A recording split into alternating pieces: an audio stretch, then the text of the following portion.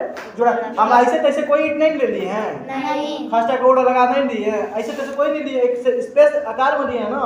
वैसे हमारा शरीर बना है, तो पहले हम ईंट को समझे। उस ईंट को समझने से पहले हम उसके अंदर के भी चीजों को समझ लें ना, कैसे वो बालू से ईंट बना है।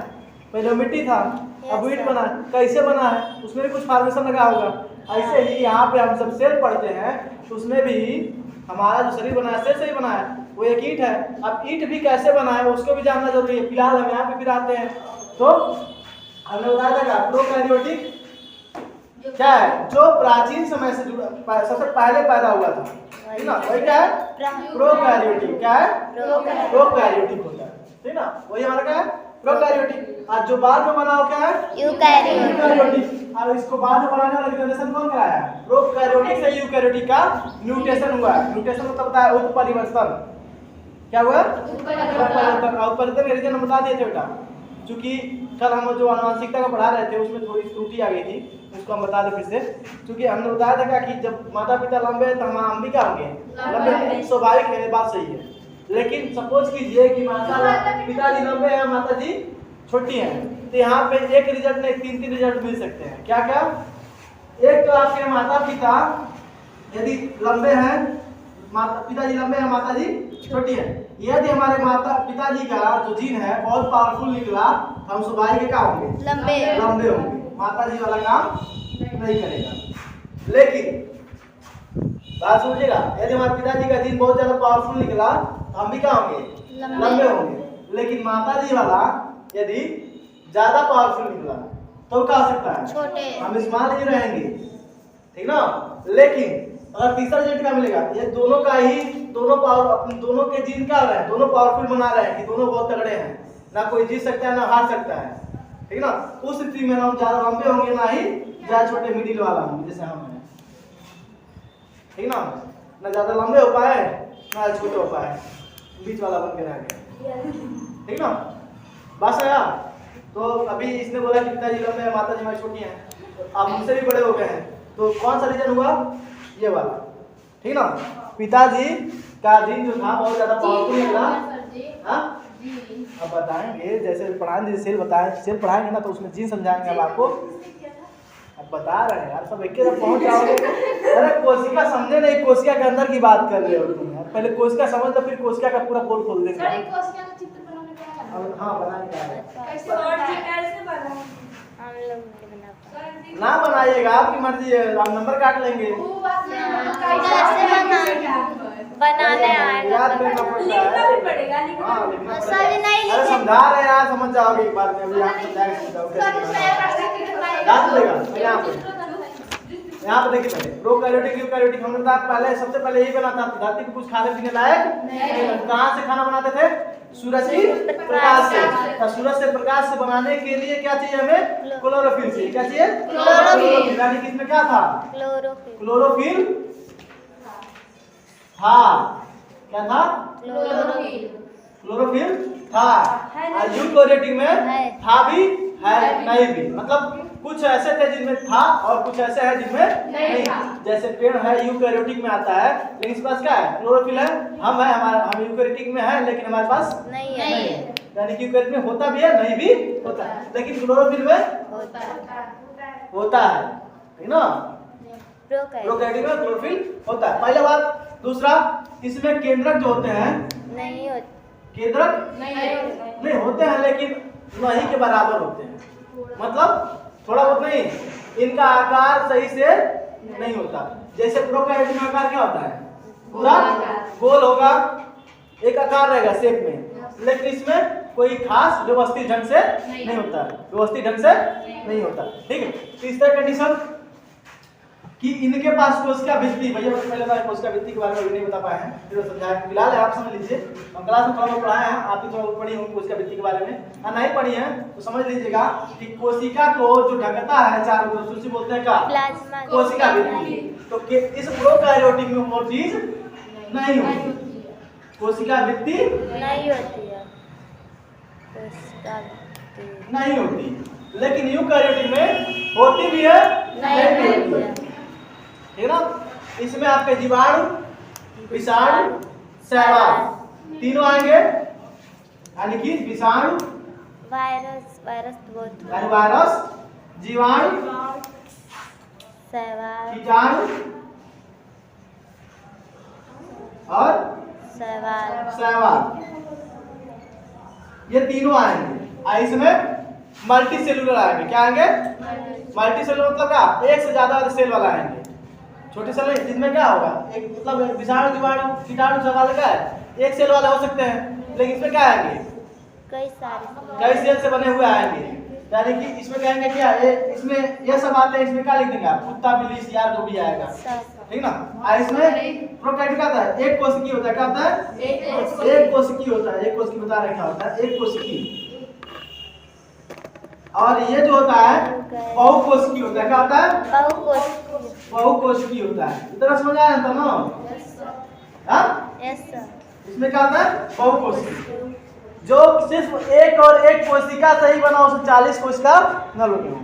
यानी कि जो हम पहले बताए थे कि हमारा जो शरीर है वो कितनी कोशिकाओं से बना है, 1,00,000 करोड़ कोशिकाओं से। तो हम क्या है, मल्टी सेलुलर है।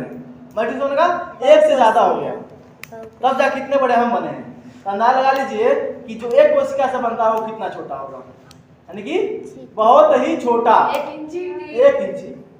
पॉइंटो नहीं होगा यार, जो दिखाई दे, पॉइंटर लगा दिए हैं, इतना भी नहीं होगा, क्योंकि वो दिखाई दे रहा है, वो दिखाई नहीं देगा। जो एक सेल वाला होता है वो दिखाई ही नहीं देगा।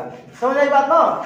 एक सेल में कौन आते हैं, यही आते हैं, विषाणु, जीवाणु, कीटाणु, शैवाल, ये सब आते हैं, ठीक ना।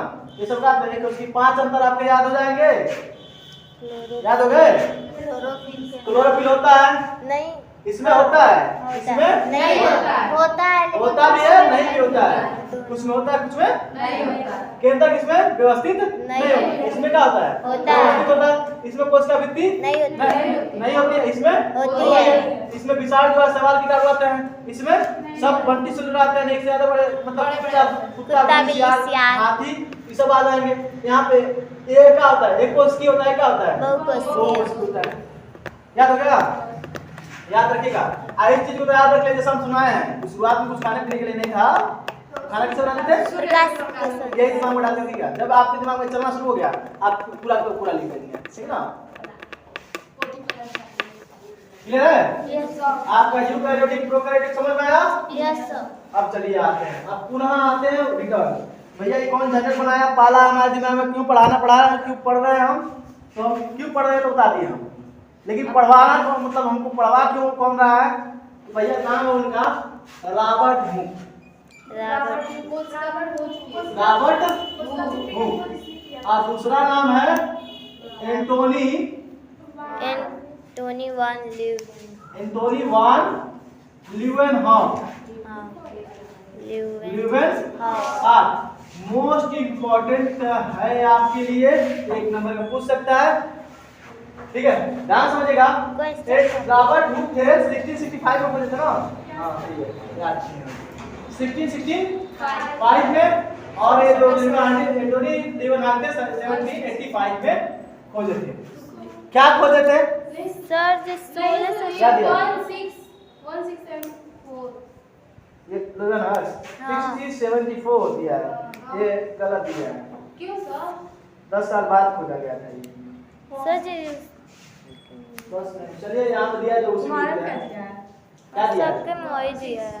1674 दिया है ना। हाँ। हम इसका प्रमाण लेके आए हैं, पहले पूछ लें, क्योंकि हम पढ़ रहे थे इसके बारे में, जब हमको 70 85 पे आता है, इसलिए हम 75 में, सॉरी ये तो हमें क्लियर था, ये वाला थोड़ा डाउट हो गया। हाँ, अब सिद्धांत समझा रहे हैं, समझे। जब रॉबर्ट, कहानी थोड़ा जोड़ते हैं, कहानी जोड़ेंगे नहीं तो हाँ, सिद्धांत और खोजने में फर्क है, बता रहे हैं। सिद्धांत किसने दिया, अब खोजा किसने, कहाँ से आया, पहले वहां समझते हैं। तो रॉबर्ट हुक क्या थे, बहुत बैठे कि 4 दिन बैठे, कहे कि भैया घर बन रहा है, ईंट से बन रहा है, और सभी चीजें छोटी बड़ी चीजों से मिलकर बन रही हैं, तो स्वाभाविक है कि शरीर भी किसी न किसी चीज से बना होगा, या फिर पेड़ बना है तो किसी न किसी चीज से बना है। तो उन्होंने जांच करने के लिए सूक्ष्मदर्शी ले आया, ठीक है ना। और उसके बाद से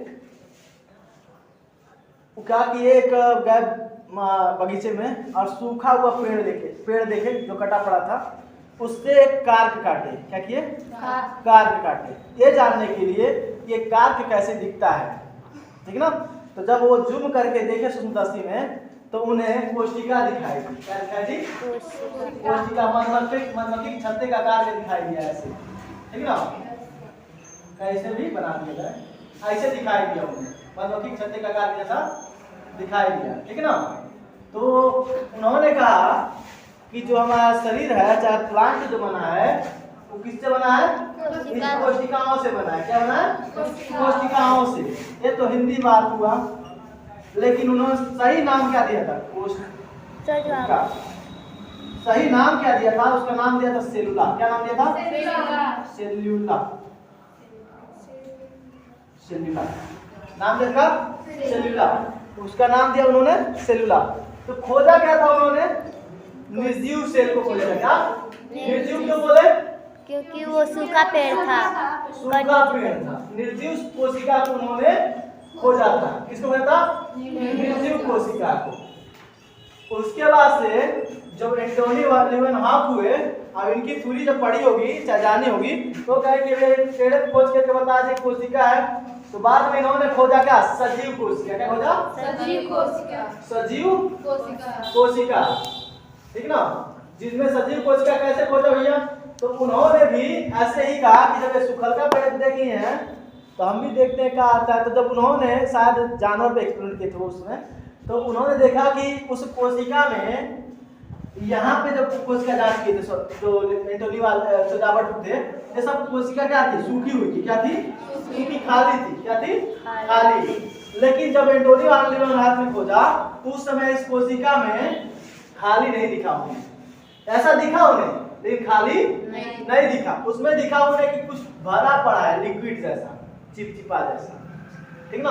तो ये चिपचिपा देखे तो उन्होंने कहा कि नहीं, ये जो रॉबर्ट का है अभी ये ठीक है, लेकिन आधा बोले। उन्होंने ये बताया, कहे कि आधा बोले क्योंकि ये कोशिका में कुछ भरा है, जिसे उन्होंने बोला साइटोप्लाज्म। क्या बोला? साइटोप्लाज्म।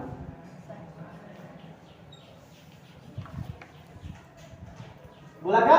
साइटोप्लाज्म। ऐसे बोलते हैं कोशिका द्रव्य हिंदी में। क्या बोलते हैं? कोशिका द्रव्य। अब यहाँ पे ही नहीं रुका, ये जो खोजा गया इनके द्वारा, जब देखा गया कि इसमें साइटोप्लाज्म भरा है, कोशिका द्रव्य, तो यहीं पे नहीं रुका गया। मतलब अब आप सिद्धांत पूछ रहे थे, बेटा सिद्धांत क्या है?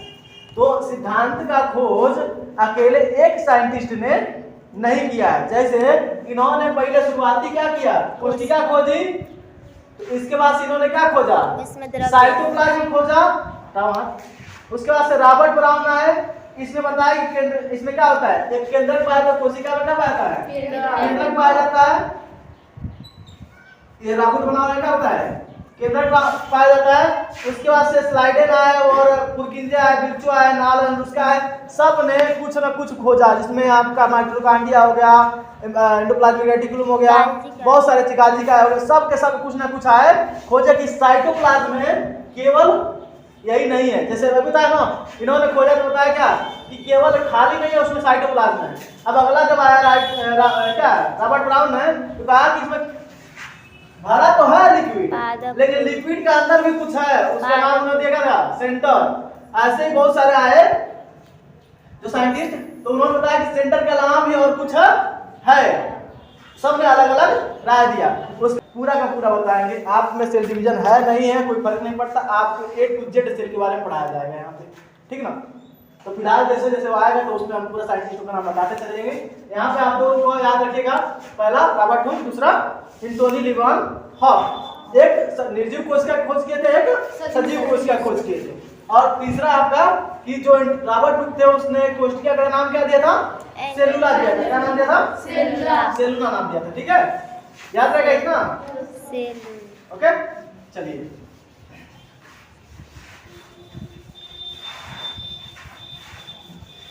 अब आते हैं। अब इसमें आते हैं कोशिका के और सारे टाइप। एक तो पहले क्या नाम है, प्रोकैरियोटिक और यूकैरियोटिक कोशिका का प्रकार, ठीक है। लेकिन अब इसके बाद से कोशिका किस तरह शरीर का निर्माण करे उसका आधार हम जाने। एक कोशिकी और बहुकोशिकी, दो तरह के जीव होते हैं। किस तरह के? जीव कितने प्रकार के होते हैं? दो दो प्रकार के, एक कोशिकीय और बहुकोशिकीय।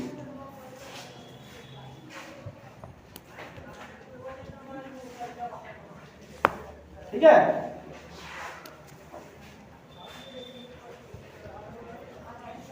अभी आपने ट्रेलर देखा है, अभी जो बता रहे हैं अभी आपने ट्रेलर देखा है, पूरा पिक्चर बाकी है, ठीक ना। ट्रेलर नहीं ट्रेलर, ट्रेलर मैंने क्या होता है भैया, बाहर होने वाला है, क्या बाहर होने वाले टलिया को बोला जाता है, सिलाई करने वाला ना। अब चलिए, एक कोशिकीय जीव और बहुकोशिकीय जीव किसे बोलते हैं? तो ऐसे जीव जिनका जीवनचर्या सिर्फ एक ही कोशिका में व्यतीत हो जाए। जीवनचर्या मतलब क्या? जैव प्रक्रम। जैव प्रक्रम मतलब क्या? जैसे हम जितनी भी सारी चीजें क्रियाएं करते हैं, जैसे क्या, सांस लेना, खाना खाना, पानी पीना, पसीने अपने बाहर निकालना, अपने अंदर बनने वाले अपशिष्ट पदार्थ को बाहर निकालना, पानी पीना, चाहे वो बच्चे पैदा करना ही क्यों ना हो, हर एक तरह का चीज सिर्फ एक कोशिका में ही संपन्न हो जाए तो उसे क्या बोलते हैं? एक कोशिकीय जीव। अब इसे एक शब्द में याद कर लीजिए, अपने दिमाग में ठूस लीजिए। कैसे बोलेंगे आप? कि ऐसे जीव जिनका समस्त जैव प्रक्रम एक कोशिका में संपूर्ण हो। क्या? ऐसे जीव जिसमें ऐसे जीव जिसका समस्त जैव प्रक्रम एक ही कोशिका में संपूर्ण हो। ऐसे जीव जिसका सारा एक ही कोशिका में संपूर्ण हो, उसे क्या बोलते हैं? एक कोशिकीय जीव। जैव प्रक्रम समझ गए? जितना भी क्रिया हमारे साथ हो रहा है सारा एक कोशिका में ही होना शुरू हो जाए, क्योंकि हमें इतना करने के लिए एक कोशिका की जरूरत नहीं ना है, 1 लाख करोड़ कोशिका की जरूरत है। अब पेड़ के पास तो गिनती नहीं होगी, ठीक ना। उतना बड़ा है कि उसकी गिनती गिनते रह जाएंगे हम, नॉर्मल पेड़ की, ठीक है। हमारे लिए इतना ज्यादा जरूरत पड़ रहा है, ठीक ना, तब जाके इतना चीजें कर रहे हैं। लेकिन एक कोशिका में संपूर्ण हो जाए तो क्या कहेंगे उसे? एक कोशिकीय जीव बोलेंगे। समझ आई बात? एक कोशिकीय जीव में क्या आता है? अमीबा आता है, अमीबा, अमीबा, पैरामीशियम और यूग्लिना। बेटा हम फिर आपका भ्रम तोड़ना चाहते हैं। आप लोग जो सोच रहे हैं कि हम जिस चीज को पढ़ा रहे हैं बड़ा करके आप लोग बहुत बड़ा होता होगा जमीन पे, ऐसा नहीं। आप उन चीज के बारे में पढ़ाई कर रहे हैं जो दिखता ही नहीं है, देखने के लिए सूक्ष्मदर्शी की जरूरत पड़ती है, आप उस चीज की पढ़ाई कर रहे हैं। दुर्भाग्य है हमारा कि हमारे पास है नहीं, तो यदि इस मंथ नहीं लेकिन अगले मंथ आप पढ़ के नहीं सीखते उतना, आप देख के सीखते हो, है ना। तो देखना और समझना ये जरूरी है, तो मैं कोशिश करूंगा ये समझ आई बात? आपको कोई डाउट है ना? तो ये अमीबा, पैरामीशियम, यूग्लिना है। अब आप देखिएगा अभी सबको नींद लग रहा था। यार कथा सुना रहे हैं हम कथा सुना रहे हैं हमको तो हम टेंशन में आ गए, कथा सुना रहे हैं। नहीं सर, हवा लग रहा है ना, इसीलिए उन लोग को नींद आ गया। अमीबा कैसा होता है? उसका कोई स्ट्रक्चर नहीं, कैसे भी गोल गाल खींच दीजिए होगा, कहीं पे नहीं, सिर्फ कचरा वाला चीज पाया जाता है जहाँ पे नमी है। हम बता रहे हैं, एक बार पहुंच जाओ उसी पे, हम समझा देंगे। आप एक बार दिखा देंगे मैं आपको ना, आप आजीवन भूलेंगी नहीं। हम बता रहे हैं यहाँ पे बोर्ड पे अपने हाथ से एक बार दिखा दे बना के, आपका जीवन भर नहीं भूलोगे कहाँ कहाँ था। ठीक है, गारंटी दे रहे हैं। 2 दिन है, पेपर के 1 दिन पहले बताइएगा यार, कल भी टाइम में कर दिए सिखा देंगे, नहीं कर भी बताइएगा क्योंकि भूल जाएंगे। हाँ सर, कल मैथ पढ़ाइएगा। तुम लोग कितना बोल रही हो सर जी? यहाँ पे मान लीजिए, यहाँ पे इसके पास क्या होता है? वाह वाह, क्या नींद है। यहाँ पे कोशिका है हमारा, ठीक है ना, कोशिका है। अभी कौन सा? अमीबा है। क्या है? अमीबा। और यहाँ देखिएगा, इसमें एक और अंतर सिखा दे बेटा, इसमें एक केंद्रक नहीं होता, कई सारे केंद्र हो सकते हैं, लेकिन यूकेरियोटिक कोशिका में सिर्फ एक ही केंद्रक होगा, दो केंद्रक कभी नहीं बन सकते। ऐसा बहुत कम होता है जिसमें दो केंद्रक बनेंगे, नहीं तो सिर्फ यूकेरियोटिक प्रोकैरियोटिक कोशिका में ही ऐसा होता है कि एक केंद्रक नहीं होता। मतलब मल्टी सेंटर से जुड़े होते हैं, ठीक ना, इसमें सेंटर कई हो सकते हैं, ठीक है, प्रोकैरियोटिक अंतर्गत आएगा, लेकिन केंद्रक भी व्यवस्थित नहीं होता, याद रखिए ये भी, ठीक ना। अब ध्यान दीजिएगा कि यहाँ पे जब ये चारा खा रहा है, तो देखिएगा इसके पास ना पैर होता है ना सांस लेने में कुछ होता है, सारा जीवन प्रक्रिया ऐसी होता है। सर जिससे वो पलटते रहते हैं इधर उधर, इसे बोलते हैं कूटपाद। क्या बोलते हैं? हाँ, कूटपाद। ये कितना खतरनाक हो सकता है आपको अंदाजा नहीं। आप लोग ना तालाब पानी में कूद जाते हैं, ना कूदे कोई दिक्कत नहीं, तालाब में कूद गए, नहा रहे, एंजॉय कर रहे हैं, आप नहीं जानते कितना खतरनाक होता है अमीबा। आपको बता दें ये दिमाग भी खा सकता है, कैसे साफ कर सकता है। ऐसे कई सारे अमीबा हैं जो अगर हमारे शरीर में इंजेक्ट हो जाए तो हमारे दिमाग को सीधे प्रभावित करते हैं, सीधे दिमाग को पूरा कर देंगे, खा पी के पचा देंगे। सर जी कैसे ऐसा नहीं, कैसे भी हो सकता है, उसका कोई आकार नहीं। वो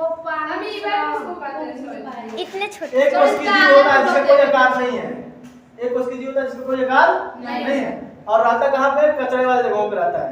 यदि हमारे बॉडी में इंजेक्ट होता है, कहीं से भी गलती से हमारे ब्लड में आता है, तो सीधे हमारे दिमाग को प्रभावित करेगा, ठीक है। उसके बाद ध्यान दीजिएगा, ये किसके द्वारा चलता है? तो कूटपाद के द्वारा चलता है। और खाता कैसे? चूंकि आपकी किताब में है नहीं, तो बस नॉर्मल चीज खाते रहे, इससे आप समझ जाएंगे। खाता कैसे है? तो देखिए पहले बात है लगता चलिए, ना इसके पास मुंह है, ना नाक है, ना पैर है, ना आँख है, ना कान है, और ना ही कुछ और है, बस एक मांस का लोटा समझ लीजिए, छोटा सा मांस का लोटा फेंक दिया आप काट के, वैसे ही हाल है इसका, ठीक ना। तो ये खाता पीता चलता कैसे है, उत्सर्जन कैसे करता है, बच्चे पैदा कैसे करता है, सब करता है कि कोशिका में, जबकि इसके पास कुछ भी नहीं सिवाय एक साइटोप्लाज्म के कोशिका द्रव्य, ठीक है। तो इसमें क्या होता है, जब ये खाता है मतलब ढुलक के इसके अंदर क्या करेगा, ऐसे चारों तरफ घेरना शुरू कर देता है इसको, ना ऐसे घेर के अंदर कर देगा, अंदर करने के बाद इसे अंदर कर दिया, पचाया, इसको पचा के अपने शरीर में यूज कर दिया। यदि नहीं पचेगा ना तो सीधे हाथ तोड़ देगा, अपने आप को सेंटर से तोड़ देगा।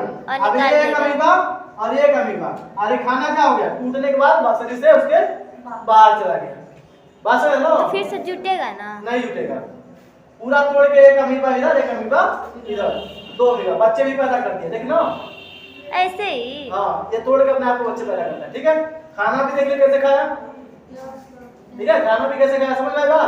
उसके बाद से सांस लेने की बात रही बात, तो इसके अंदर क्या होता है, बहुत छोटे छोटे छिद्र होते हैं जो सीधे क्या होते हैं, उसके शरीर में प्रवेश करते हैं, उसके रास्ते हवा प्रवेश करता है, जिससे उसका सारा शरीर का संचालन चलता है। समझ बात, कोई दिक्कत नहीं ना। अमीबा की कहानी कंप्लीट, पूछेगा नहीं। ये पैरामीशियम का होता चप्पल होता है भैया, नवा चप्पल बना हम देखे हैं, कहाँ देखी है, कहाँ पे सुस्मृति, कहाँ देखी, कहाँ सुस्मृति देखी है, नहीं यार उसमें देखे हाँ कहाँ पे पढ़ते थे ना, यहाँ पे दिखाया गया था आपको सुस्मृति में। हाँ। बहुत बढ़िया। अब आप देखिएगा, ये आपका चप्पल जैसा होता है, ठीक ना, ऐसे इसके चारों किनारे ऐसे लगे होते हैं, ठीक ना। ये भी एक कोशिका है, इसके अंदर भी ऐसे ही सब चीजें जो होती हैं सब इसी की तरह इसी तरह चलते हैं। यूग्लिना भी, यूग्लिना जो होता है, हाँ फुला क्या यूग्लिना ऐसे होता है, ऐसे होता है, बीच में आपको होल रहेगा, ठीक है, यहाँ से रस्सी निकलेगी, ऐसे चलता है। इसके अंदर भी ऐसे ही होता है, सेम यूग्लिना इस तरह से होता है, ठीक है ना। सीधा तो समझ गए कोशिकीय जीव कहानी। अब बहुकोशिकीय जाते हैं, ठीक ना। अब बहुकोशिकीय में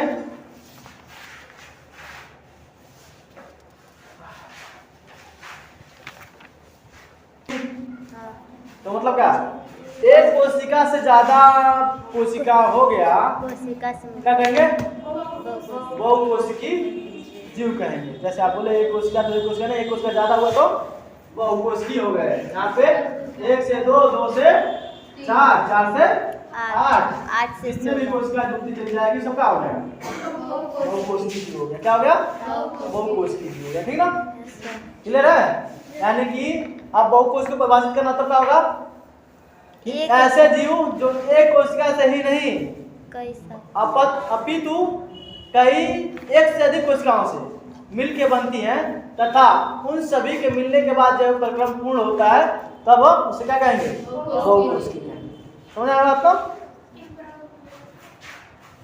ऐसे जीव जिनकी संरचना एक कोशिका से अधिक कोशिकाओं से मिलकर एक से अधिक कोशिकाओं से मिलकर बना होता है तथा उन कोशिकाओं के द्वारा ही समस्त जैविक प्रक्रम पूर्ण होता है उसे बोलते हैं क्या?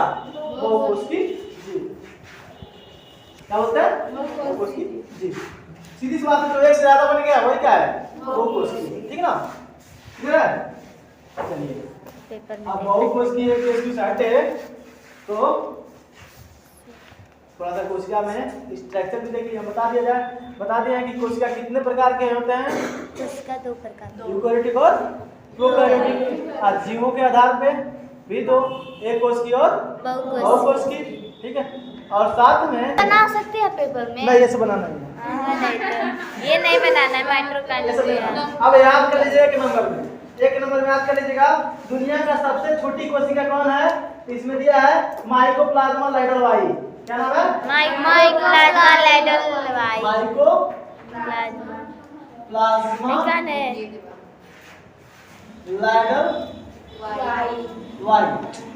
सबसे छोटा है। क्या है? छोटा वाला है। ठीक है ना? उसके बाद से दिया है आपका माइकोप्लाज्मा लाइडलवाई। उसके बाद से एसिटेबुलेरिया सहवाल। एक ही कोशिका का बना होता है। बुलेरिया नामक सहवाल। ये क्या है? सहवाल है जो एक कोशिका से बना होता है। क्या है? सहवाल एक ही कोशिका है। ये क्या है? सबसे लंबा है। क्या है? 10 सेमी लंबा है। अब बड़ा कौन है? तो शुतुरमुर्ग का अंडे का जो आपका होता है, शुतुरमुर्ग का अंडा, शुतुरमुर्ग का जो अंडा होता है उसके कोशिका जो होती है बड़ा होती है। क्या होती है? बड़ा, लंबा और छोटा। लंबा मतलब का पूरा लंबा, बड़ा मतलब का साइज में मोटाई बड़ी हो। ठीक ना? तो किसका है? शुतुरमुर्ग के अंडे का। लंबा कौन है? एसिटेबुलेरिया जो सवाल है लंबा है, बहुत लंबा जाता है। ठीक ना? इसका होता है लगभग 10 मीटर लिखा, क्या दिया? 10 सेमी दिया है। कितना दिया? 10 सेमी। सर यही है का? हाँ, नहीं वो नहीं है, इसमें चित्र नहीं है। आप लोग आगे पढ़ेंगे इंटर के बाद। ठीक है ना? ये वाला आप इंटर के बाद पढ़ेंगे इस कोशिका के बारे में। फिलहाल आपको सिर्फ पढ़ाया जाएगा पादप कोशिका। पूरा विश्व का सबसे बड़ा है। हाँ, सबसे लंबा और सबसे बड़ा ये अब तक खोजा गया क्योंकि धरती पे ऐसे कई सारे जीव एग्जिस्ट करते हैं जो अभी तक आज तक देखे नहीं गए। ठीक है? क्योंकि धरती पे जो समुद्र है ना, समुद्र का आज सिर्फ साइंटिस्ट 10% ही जानते हैं। 90% राज का राज ही है, नहीं जानते कि उसमें क्या हो सकता है। अमेज़न का जंगल जो है उसमें क्या छुपा है साइंटिस्ट आज तक नहीं जानते, सिर्फ बाहरी किनारों को जानते हैं। वो लोग अमेज़न के अंदर के भागों के बारे में कुछ भी नहीं जानते। आज पूछते हैं चंदा मामा पे, धरती का ही पता नहीं है। एक बड़ी बात है ना, उस पर भी जा रहे हैं, तो ये भी खोजा जाएगा, समय लगेगा। ठीक ना? क्योंकि इसलिए नहीं जाना चाहते क्योंकि उन जगहों पे कुछ ज्यादा ही डिफिकल्टीज फेस करना पड़ता है लोगों को। ठीक है ना? तो आप इसे याद रखिए, एक नंबर में पूछेगा आपसे सबसे छोटा माइक्रोप्लाज्मा लाइडलवाई। माइक्रोप्लाज्मा लाइडलवाई। नो आया तो सैंडलवाई। लाइडलवाई सही है। मैं बोला है याद रखने के लिए यार, जब उतर जाए याद कर लीजिएगा सैंडल। ठीक ना? किसी का देखेंगे तो याद आ जाएगा। ठीक ना? और यहाँ पे एसिटेबुलेरिया। ठीक ना? इसे लंबा है। ठीक, इसका कोई ट्रिक नहीं हमारे पास, मैं तो तुरंत बता देती। वैसे आप याद कर लीजिए। शुतुरमुर्ग का अंडा सबको नाम याद हो जाएगा। हाँ, वही सबसे ठीक बड़ा। है? कोई दिक्कत? नहीं। इधर लंबा बड़ा छोटा में अंतर होता है, ऐसे के कि बड़ा है तो ये अलग ही हो गया। नहीं, लंबा मतलब लंबा गया है, पतला है लेकिन लंबा गया है। और शुतुरमुर्ग का मोटा है, बड़ा है, लंबा चल रहा है। ठीक है? बड़ा क्लियर है? Yes sir. बुक में है काइंडली। तो क्या हो जाएगा? अच्छा बनेगा। छाप लो छाप लो। ठीक है क्लियर।